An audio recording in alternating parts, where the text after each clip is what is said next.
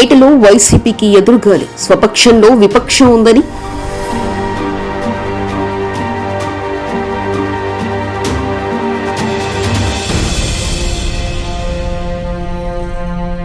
Rebel నాయకులతో దాసన్నకి అలా target Krishnadas కుటుంబం అంటూ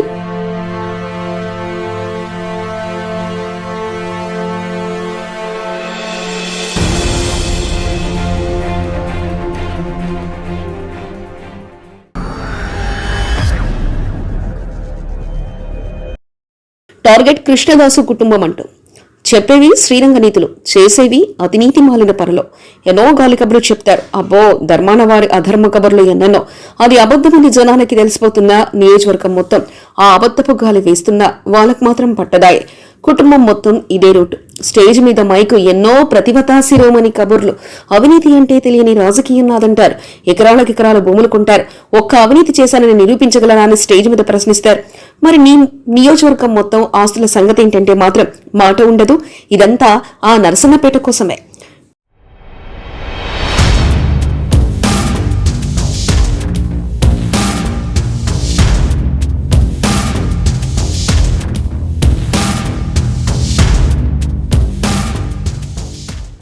పేటలో దాదాపు 10 ఏళ్ల నుంచి ధర్మాన కృష్ణదాస్ ఎమ్మెల్యేగా ఉన్నారు.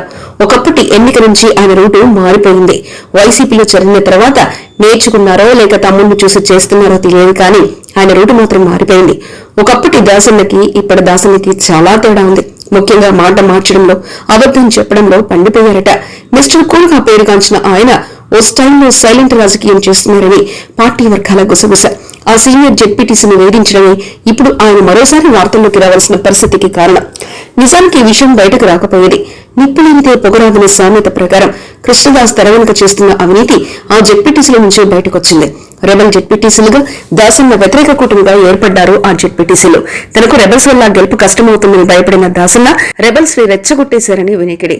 ఇది గ్రామాల స్థాయికి వెళ్లిన ధర్మాన కృష్ణదాస్ నిజస్వరూపం ప్రజల్లోకి వచ్చేంతగా వెళ్లిపోయిందంటే నరసింహపేట నియోజకవర్గంలో ప్రతిపక్ష పాత్రను స్వపక్ష జెడ్పీటీసీలే పోషిస్తున్నారు. తన అవినీతి సంగతి చెప్పకుండా ఇలా అబద్దాలు ప్రచారం చేయడం వల్ల తమ్ముడు ధర్మాన ప్రసాదరావును కూడా తన స్కీమ్ నుంచి దూరం పెట్టడంతో మొత్తం తిరకాసుగా మారింది. ధర్మాన కృష్ణదాస్ పేరు వింటేనే నియోజకవర్గంలో భయం పడుతుందట. దేవుడా, ఆయన అవినీతికి నియంతృత్వానికి అంతే లేదని, ప్రశ్నిస్తే వేధింపులు, అరెస్టులు, క్రమశిక్షణ చర్యలతో కక్ష సాధింపులు మిగులుతున్నాయని కార్యకర్తలు, నాయకుల ఆవేదన. దీనికి ఆయన పుత్రరత్నాలు రామలింగం, చైతన్యులు సతీమణి పద్మప్రియే అంతా చూస్తారనేది టాక్.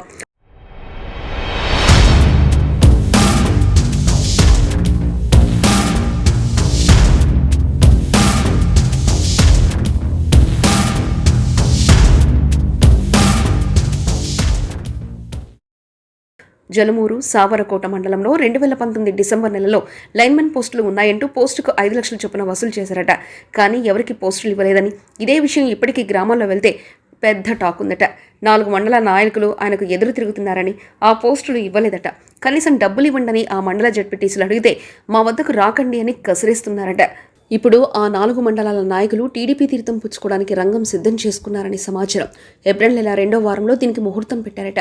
ఆ రోజే మీడియాను పిలిచి ధర్మాన కృష్ణదాస్ పరివారం అరాచకాలను బయటపడతామని ఈ 4 మండల నాయకులు చెప్తున్నారు.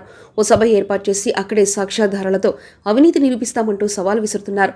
దీంతో ఏం చేయాలో పాలుపోక ధర్మాన కృష్ణదాస్ పరివారం తలపట్టుకున్నారని, ఎన్నికల ముందు ఈ తలనొప్పి ఏంటని బొర్రలు బాదుకుంటున్నారు.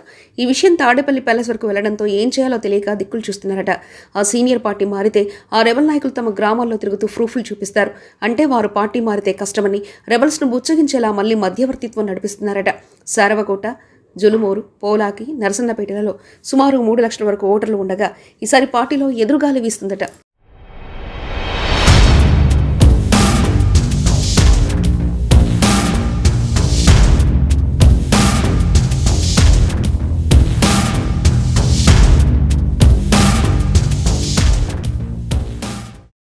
ఇక దాసన్న విషయంలో జరిగిన మరో ఉదాహరణ చూద్దాం. మొన్నటి శ్రీముఖలింగం శివరాత్రి ఉత్సవాలకు పనుల నిధుల విషయంలో గోల్మాల్ అయ్యిందట. సర్పంచ్ టి సతీష్ కుమార్ 5 లక్షలు కలెక్టర్ పనుల నిమిత్తం పంపించారు. కానీ ఆ నిధుల్ని వెనక్కి పంపించేసి సర్పంచ్ కేసులు పెట్టారట. ఈ మొత్తం సర్పంచ్ సతీష్ మీద కక్ష సాధింపేనని ఆరోపణ ఉంది. అయితే ఈ ఘటన తర్వాత విసిగిపోయిన సతీష్ కుమార్ టీడీపీలో చేరారట. కానీ సతీష్ కు బెదిరింపులు ఆగలేదు. టీడీపీలో చేరినా మళ్లీ అధికారం మాదేనని అంతు చూస్తామని వార్నింగ్ ఇచ్చారట. ఇదంతా రెబల్స్ చర్చించుకొని దాసనపై యుద్ధం ప్రకటించారట. అలాగే జలమూరు మండలం టెక్కిలిపాడు పంచాయతీలో 86 ఎకరాలు, ఆ పక్క పంచాయతీలో యలమంచిలలో 34 ఎకరాలు కొన్నారట. ఇదెలా కొన్నారు? ఇదంతా అవినీతి సొమ్ము కదా అనేది రెబల్స్ ప్రశ్న. గార మండలంలో 3.10 ఎకరాలు ఎలా కొన్నారో కూడా చెప్పాలని ప్రశ్న. సోదరుడు ధర్మాన ప్రసాదరావు వ్యాపారాలు చేసి భూములు కొంటారు, కానీ మీకు ఏ వ్యాపారాలు లేవు, ఎలా కొంటున్నారనే బుర్రను ప్రశ్నలు వేస్తున్నారు. నియోజకవర్గంలో ఎవరైనా పెద్ద ఇల్లు కట్టుకుంటే కప్పం కింద 2 లక్షలు పంపాలనే రూల్ కూడా పెట్టారట. ఇలా ఎన్నో అవినీతిపై సాక్ష్యాధారాలు చూపిస్తున్నారు. మొత్తం మీద ఈసారి పేటలో ధర్మాన కృష్ణదాస్కి గెలుపు అవకాశాలు చేజేతులారా జారవిడుస్తున్నారనేది నిజం. పేటలో ఉన్నదే 4 మండలాలు. ఆ 4 మండలాలు జెడ్పీటీసీలు సర్పంచ్ని ఇబ్బంది పెట్టడం వల్లే ఇప్పుడు దాసనకు ఇబ్బంది వచ్చింది. మరి ఈ గండాన్ని ఆయన ఎలా దాటుతారు? అసలు కొత్తగా వచ్చిన ఈ స్వభావం ఎప్పటికీ మారుతుంది? వైసీపీ అధినేత జగన్ చెప్పినట్లు అంతా పైవాటి స్క్రిప్ట్. మరిన్ని కథనాల కోసం సబ్స్క్రైబ్ చేసుకోండి మీ అక్షర శిల్పం.